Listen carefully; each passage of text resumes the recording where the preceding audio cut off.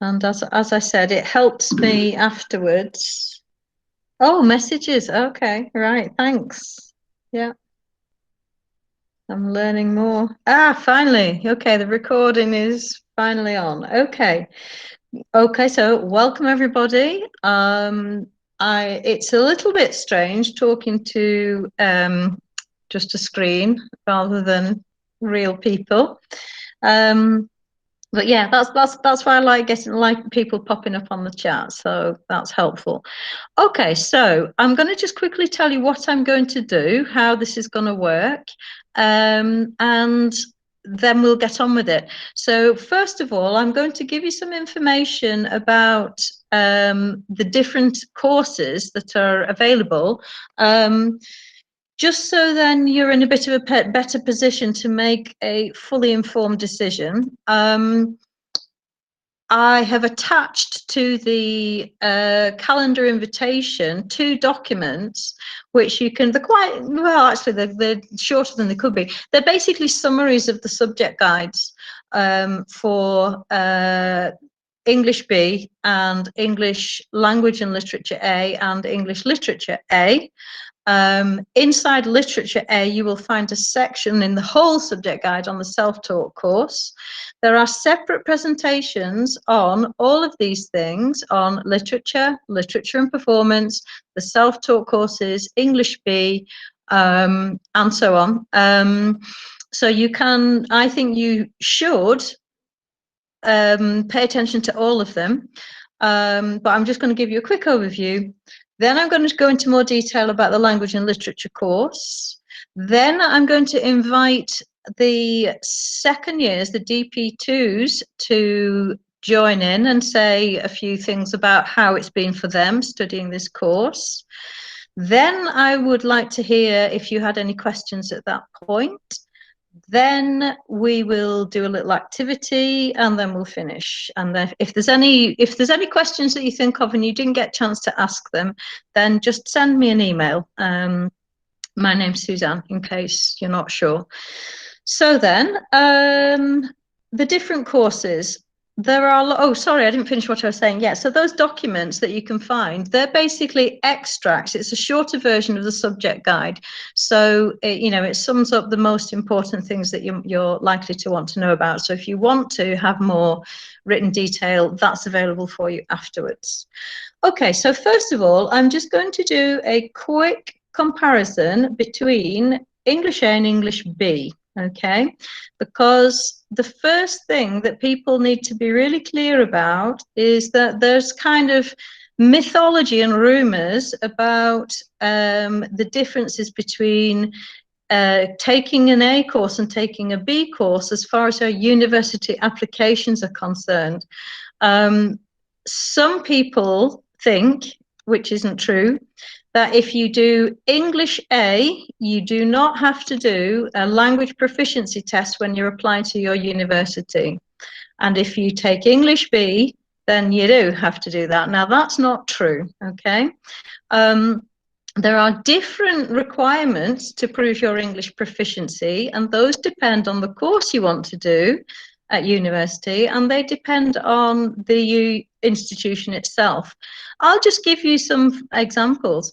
Some universities, once they know that you've done your DP program through the English medium, that satisfies all their requirements, yeah? Because if they understand, that the level of language that's required, then they don't need you to do anything more. Some institutions want to see specific grades, okay? Now, there may be a slight difference. They might want one level higher, in B compared to A. But either way, they'll expect to see, evidence of that level of language competency, and it can be shown simply through your level score, regardless of whether it's A or B. Others will still want you to do a TOEFL test or an IELTS test, regardless of whether you've done A or B or whatever it is that you've done. So don't make that a reason, for deciding which course you want to do. The reasons should be more to do with, where your experience and interest levels lie. Some people, because we do HL, English B here, some people combine self-taught, which is always SL, with an HL English B. The idea of doing the self-taught course is for you to have the benefit of continuing to use your home language in an academic context. Some countries insist on it because they want you to keep up with that level of academic written language and formal spoken language in your home language. So the sort of the benefits there really are things like, well, you get to develop your own book lists, for example. The other thing about the self-taught is that it's called school-supported self-taught. You will have lessons. You won't just be left on your own. And what else? Okay, so yes, more information about English B, English A. They both the courses deal with literature, and they also deal with media texts. Both the courses, A and B, deal with, well, and I've just said something a bit inaccurate. On the literature course, the straight literature course, you don't do media texts. On the language and literature A course, you do literature and media texts. On the English B course, you do literature and you do media texts. The main difference, and this is the one to keep in mind, is that on the B course, you are not required to do language analysis. Yeah, you can comment on meanings, but you don't have to do the language analysis. And on the A course, it's all we do. Whatever we do, we're analysing the language, because the focus, and now I'm moving more into the language and literature course, the focus is basically, the point of the course is for you to learn about how and why speakers and writers and producers of all kinds of texts use language. And it's also about how and why readers and audiences respond. And it's basically, it's like a sort of sociolinguistics course, basically. It's studying language in different social contexts. So you study a lot of different sorts of source material. The way it's assessed, I mean, you'll probably know this if you've looked at the course outline. You have an oral exam where you have to talk about your own choice of extract, from a literary work and one from a non-literary body of texts. You have paper one, which is unseen material. So that's where you analyze on the spot. Yes, you respond to something that's unprepared, you haven't seen it before, and you bring all the skills that you've been practicing from lesson number 1 onwards, and you use those, and you have to think on your feet, and you have to be organized in your writing. Paper 2 is you would use the study of your literary texts, and you write an analytical essay about it. Right, I am just going to quickly look at my notes to see if there's anything that I have missed out. And there isn't, so that's good. Right, so then what I'd really like to do now is to hand over. We have Axel, we have Sogman. Nandini, did you make it? Are you here? Yes. Anybody else from second year? I know Mariana couldn't make it. She thought she could, but she couldn't. And Karim, hi, hello. Right, okay then. So I'm going to ask Karim first, and then maybe you could take turns. So let's go like this. So Karim, Axel, Nandini, Sohman, and anybody else who's joined from second year.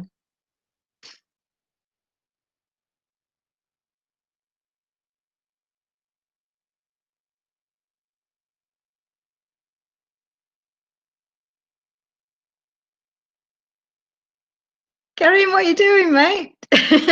Can you not turn your microphone on? Turn your microphone on. La la la. You just wrote Okay, that. Axel, do you want to go while he's struggling? Yeah. Okay. He's right I'm here. having trouble with my.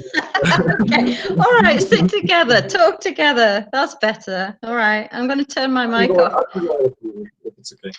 Right, Axel, your audio quality is terrible. Is there anything you can do about it? Really? Oh, that's better. Okay, so maybe just sit closer to the laptop then. Okay. Yeah. Is it good now? Can you hear me? Okay. Hello everyone. I'm Axel from Istanbul, Turkey. I'm a second year, like Suzanne said.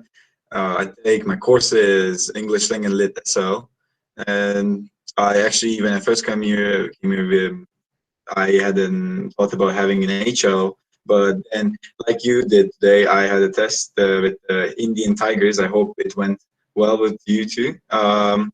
And it was pretty nice. And then after some good talks and discussions with my teacher, we decided on I would go with SL, and that would be better for me. And I think it was a good choice. That's what I believe. My experience in SL was pretty good since today. It's going pretty well. I think it's going to go like that too. I saw some positive things about studying Lang and Lit back home, because the literary movements or the things that you learn, like features and factors, which are going to be crucial for your English A lessons classes. Those exist back home too, and I got the help from that because it was the same, just in different language. But yeah, if you ever experience something like that, that's definitely going to be a pro for you. That's going to something definitely good. But besides that, of course, there was some like new stuff that I saw in my life for the first time. But basically, you analyze stuff, you interpret stuff, you comment on stuff, and the thing is that what is also really beautiful and I think really good about Lang and Lit is that it teaches you how to write academically too. I hope I will be able to fully achieve that pretty soon. But yeah, like it is not only helping for you to write in an English class, but it's going to help you to write your, let's say, your another academic paper for another subject, which is I think something really good. Since this term, we did varieties of texts and types, like from poems to advertisements. So I'm pretty sure that you will find your stuff inside the course too. Sometimes you might feel like the thing that you are analyzing or working on might like not be your thing, which is not super weird. Not, you don't have to be in every kind of literary text that you analyze. You just need to learn all the techniques. I felt that way sometimes too, but I never got bored. I can say that easily, and I'm happy that I'm in Lang and Lit. Great, thank you, Axel. Karim, how's your mic? Can you hear me? Yes. Okay, sorry guys. So I'm Karim. I'm a second year from Lebanon, and I decided to take Lang and Lit SL last year, and thankfully I don't regret it. So in the course, I didn't know anything because the English that I used to take back home is way different than the English I take here. There's nothing similar, so it's just like the idea of the first class was talking about features and factors. I had no idea what was this, and I got a little bit scared at the beginning because it was just something new and I don't know anything about. But um, like with the help of the teacher and with the help of the class, and we worked really hard, and like now we don't even, I don't think anyone in the class finds any difficulties in this. We can, as Suzanne once said, we can even talk about them in our sleep. So um, and the course, like we cover a lot of things in the course. You cover starting from advertisements to poems to art, and also like the books that you read in Lang and Lit. For me, at least, I'm a cell. Like the books are really interesting, and like even if you think that you you like if you're worried about this and you think everything is new, I think it's gonna be fine because our first exam, for example, just giving example, our first exam, I had like the whole paper was only red. It's just like all notes from Suzanne, and it was just scary.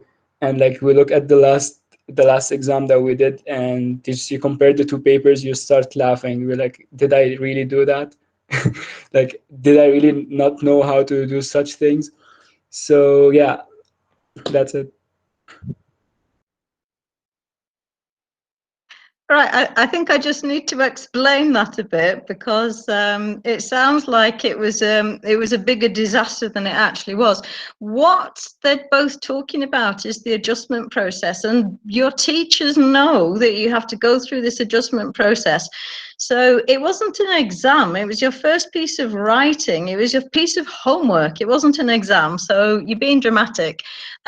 Yes, the reason why it was a piece of homework and not as an exam was so then you could get loads of feedback and then do something about it, and it's all fine. That's normal, yeah. But it's good to hear, and I completely agree with what you're saying, because one of the really interesting things about this course is the way that it transforms your ability to control your analytical academic writing. This is what Axel was saying, and that's important in your different subjects as well, not just English. But yes, it can be done, can't it? Yeah, second years. Yeah, you might think it might be new and different at first, but we get there together, and you get lots of help along the way. Yeah, it's making it sound like a kind of a climb up a mountainside or something. It wasn't that traumatic, was it? Right. Okay. Thank you so much. Nandini, can I ask you to speak? Hi guys, I'm Nandini from India and I take English Lang and Lit SL. And in my old school, I was doing IGCSE and I did English literature and English language. So when I first walked into the class, I was, walking in with all the confidence in the world and I was like, yeah, I already know everything. And then we did our first paper and I was very shocked, obviously, because I did not know even a fraction of everything. But as Suzanne said, like teachers here, they're amazing. I got so much helpful feedback, and like if in the first homework or whatever you don't do well, don't be discouraged because you improve so much. And I can say that everyone in my class would agree that if we compared our most recent essay to our first one, you wouldn't even recognize that you wrote that first one. So like this, and English is probably one of the most fun classes I have. Like we have so many discussions, it's so interactive, you never get bored, you never feel like falling asleep. And it's just really fun all in all. Like English is one of the classes that you really get to grow in, and it's really nice to see yourself progress. And at the end of the day, like, don't be afraid. That's all I would say. Thank you, Nandini. Yes, I just wanted to add on to that. And this, by the way, is what we do all the time in lessons. Somebody has an idea and then somebody adds one on. The discussion, you might or might not be used to classroom discussion, but it's a huge part of what we do, because the thing is, you need to have opinions. Yeah, you need to come up with personal opinions, personal interpretations. You in all your subjects, you're going to have to think things through for yourself, but in your English subject, your interpretation of the material is just as important as whatever the writer had in mind when they wrote it. And this comes as a surprise sometimes. It depends on, again, it depends on what you've been used to in your other English classes. But yes, that's something else to get used to, which is trying ideas out, testing ideas out in small groups with the whole class. So yeah, I'm just agreeing with Nandini that the whole discussion part of it is really important. Do you want to add something? Also, I want to add, like in English, you learn a lot of skills, but I would say in our course especially, we really get to develop our analytical skills. And if you take other humanities, it helps you so much because, you know, like in the IB, you write a lot of essays, you do your EE, you do your IAs, and the skills that you learn in English class will really help you even more than just English class. Like it will help you in the entire curriculum as a whole.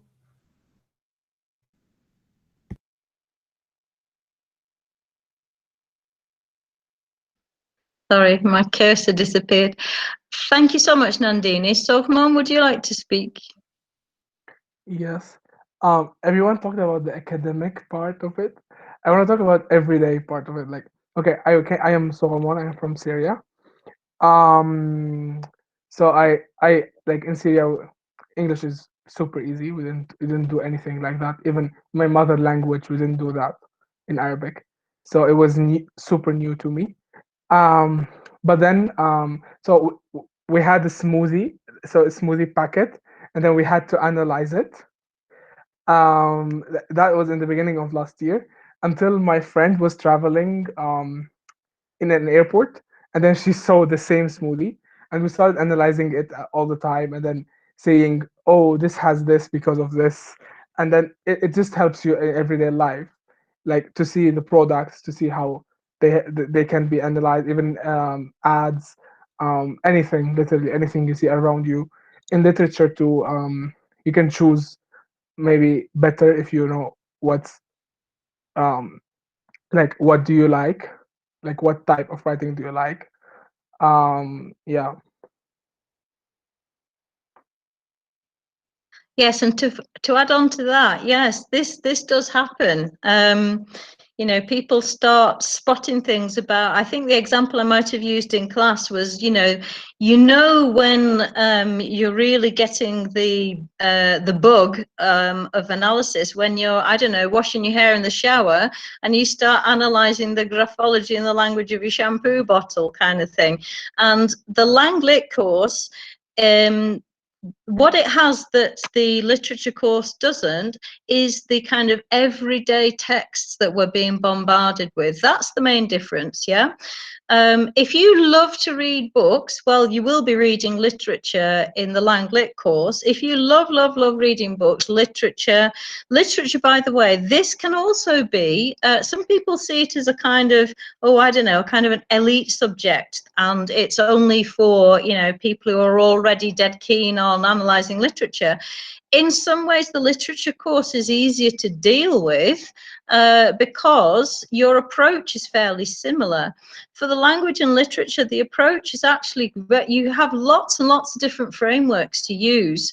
Now, I mean, I can say all this, I'm completely objective, you know what I mean? I love all the courses. At the moment, I teach 2 of them, but I've taught all of them at one point or another.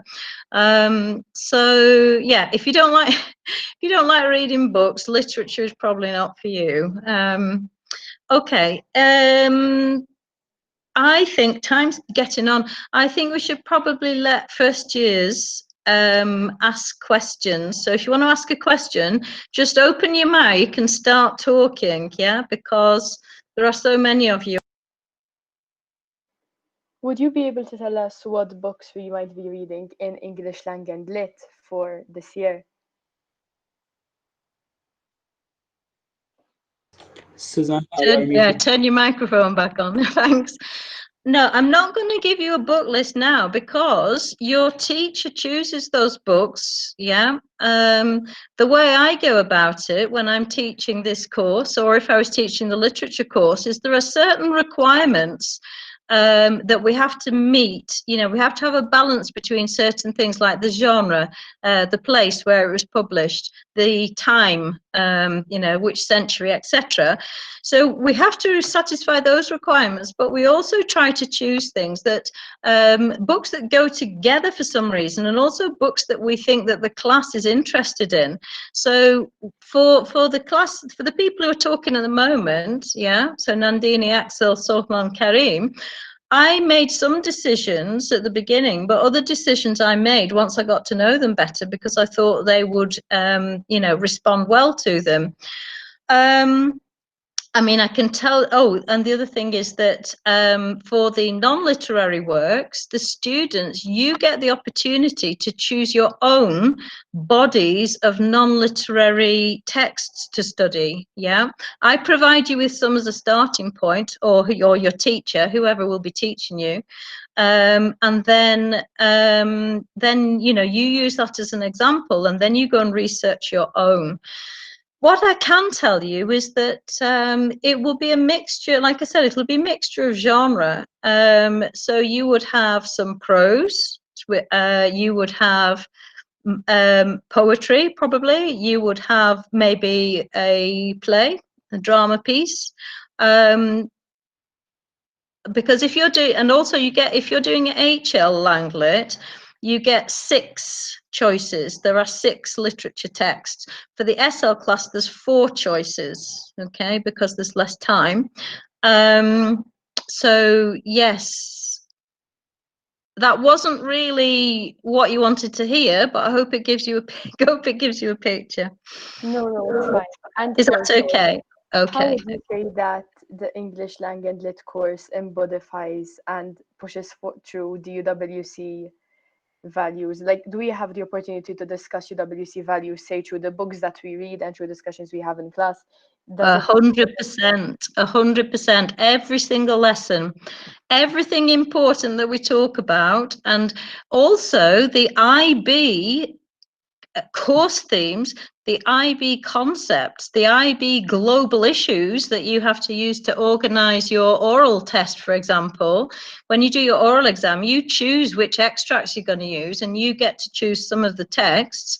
And those global issues exactly tie in with UWC values, because they're taken from, you know, they're taken from the overarching principles of the IB, which matches in with it. I don't know if any of the second years want to join in on that, but I would say yes, because it's all part of it. It's part of the you know, the discussion of the ideas. And by the way, it's not just Langlit, in English B as well. In English B, the topics are connected. You know, my English B students say things like, "Ah, yes, this ties in with what we've been doing in ESS. This ties in with what we're doing in global politics. This ties in with what I'm doing for my CAS." So it does all match up and make sense. It's all part of the same process. Did anybody, second years, do you want to add anything to that? Like, yeah, the global issues, like you have some global issues like racism, you have gender inequality, you have like all the things that you think about in the UWC values are actually mentioned in the global issues. And like this is just the wild spectrum, which is racism, and you can go like you can go also like through races and like same for gender and like sexuality. So like, yeah, you can all and like what's nice about it, as Suzanne was saying, is that you get to choose your non-literary text, so you can choose whatever topic you're interested in to talk about in your IOC, for example.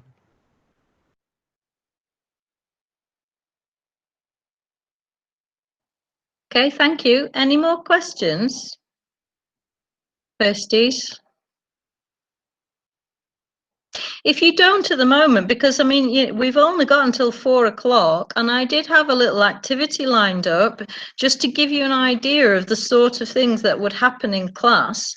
So if you don't have questions, I can show you what I want you to have a little think about. Should we do that? Let me know. Yes, okay, right. Okay then. So then, what I'll do in a second is I'll share my screen with you. And what I'll do is I'm going to show you a photograph Okay, there's a set of 3, but we'll look. Actually, it's not the first one's not a photograph. You'll see what I mean. I'm going to show you a visual image. Okay, and visual images. We have visual language. Yeah, in language and literature, we deal with visual language. We deal with written language. We deal with spoken language. We deal with audio visual language. Yeah, so all kinds of things come into action. So some texts combine words and pictures. Okay, now the pictures I'm going to show you, there are some words that go with it, but I've taken them off because what I'd like to do is I'd just like to show you this picture, and I'd just like to hear your first responses. Okay, anything that you can possibly think of about how you react, how you respond to this particular image, and then we'll keep talking, and then we'll see if we can start talking about meanings and to start talking about how the image is put together and why the image was chosen, all that kind of thing. Okay, so let me share my screen.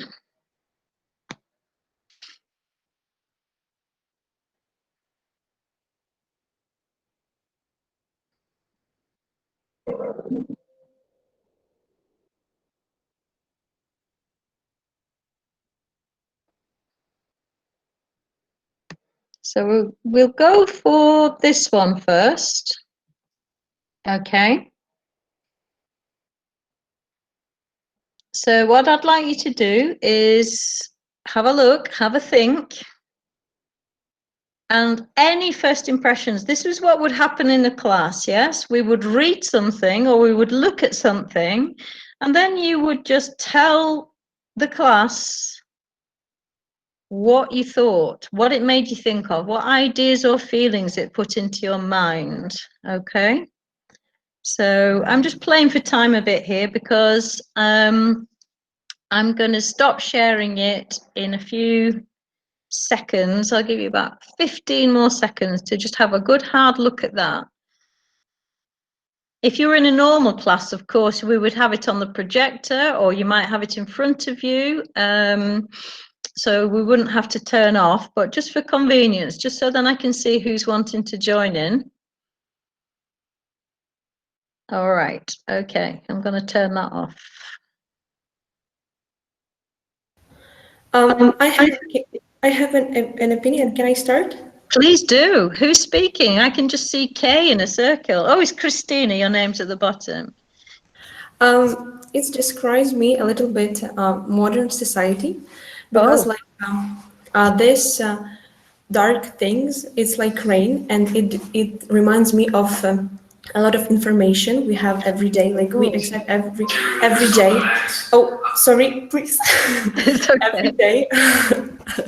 Every day we are influenced by a lot of information, and it's really important to develop our analytic and critical thinking, and it reminds me like an umbrella because it protects us from all this dark information we do not need, and that's why so we will be able to like have our opinion, to live our life and to analyze like our, I don't know, what are we doing and what is right or what is wrong for us. So like it's a modern society for me with a lot of information, and it's really important to have your umbrella, to have your analytical and critical skills for being able to have your own opinion.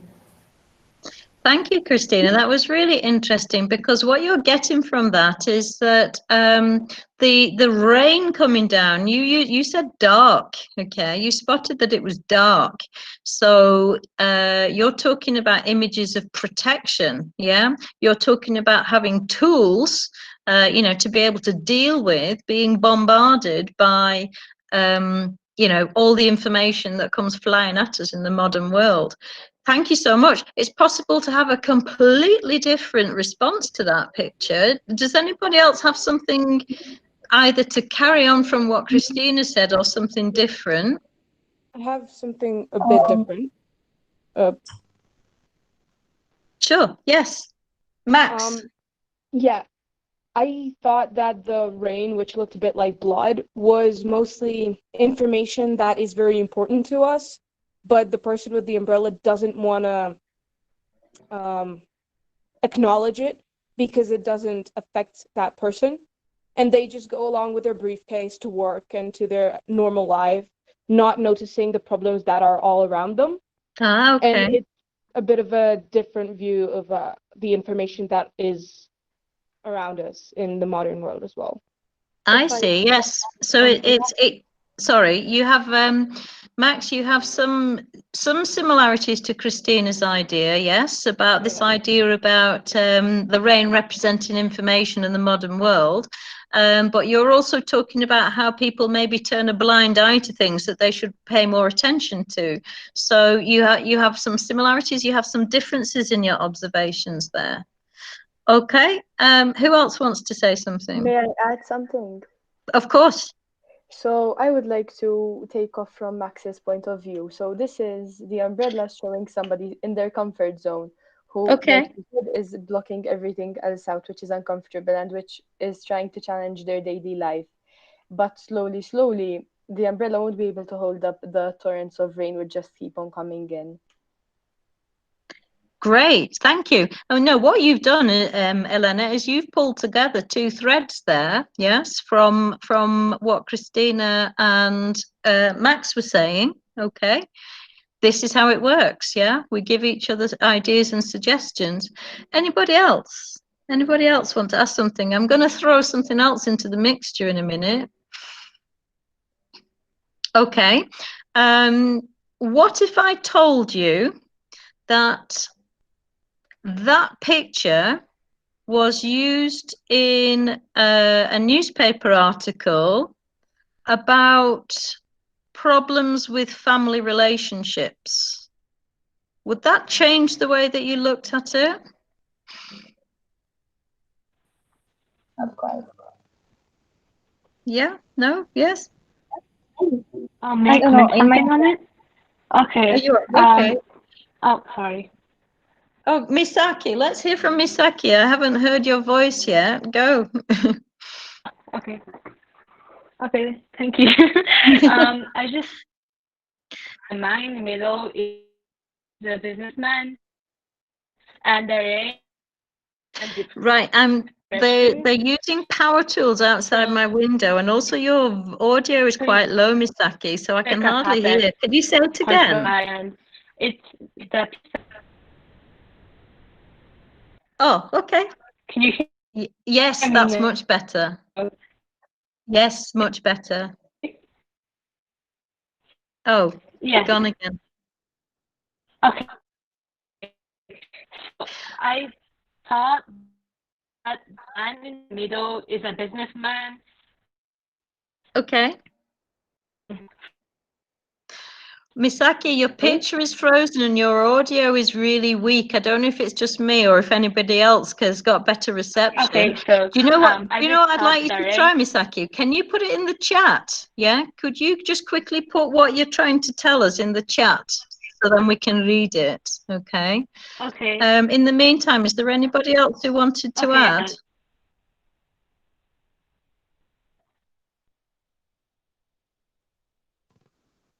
I can say something in relation to how the photograph was put on your. Okay, so firstly, I thought that we actually rush ourselves due to our reasons and our initial goals, and we don't quite tend to connect with other people. So we can actually lack some deep connection at an emotional level. And I think this is why it was connected with family problems.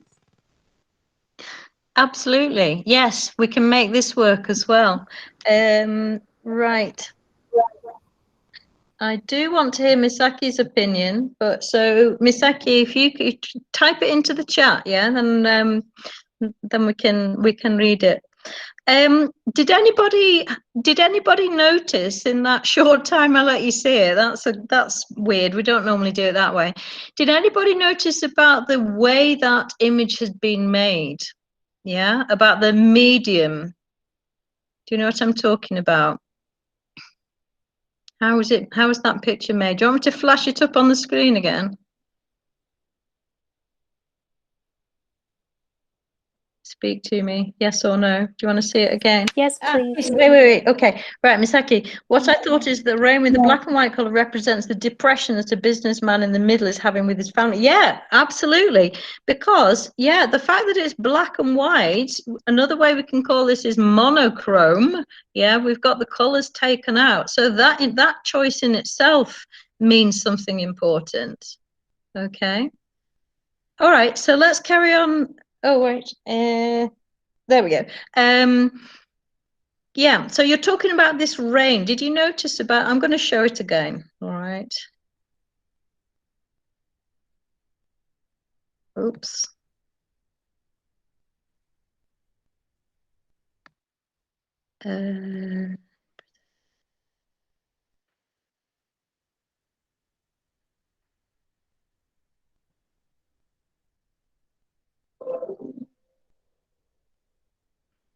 Okay, can you see it?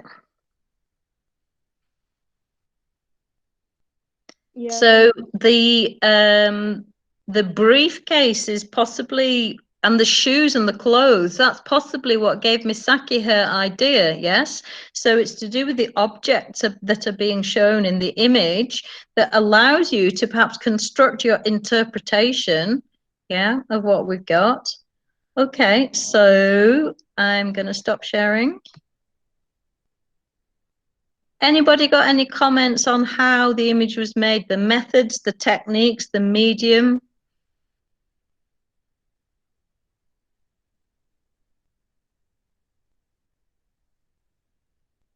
Second years? It's not a photo, is it? I think it's not really. I don't know. I don't think it's a. I don't see it as a rain. I see it as it's a burn. Okay. It's like something burnt. Ah, okay. And it's and it's the head which is burnt, which is your mind, which means that mind is missing here. Like you need to think more to solve family problems. Also the suitcase. Right. So the composition, in other words, the structure of that picture, the fact that the face and the head is missing, we can't see. Yeah, that's what Sogmon's picked up on. Yeah, so sometimes the things that you can't see are just as important as what you can see.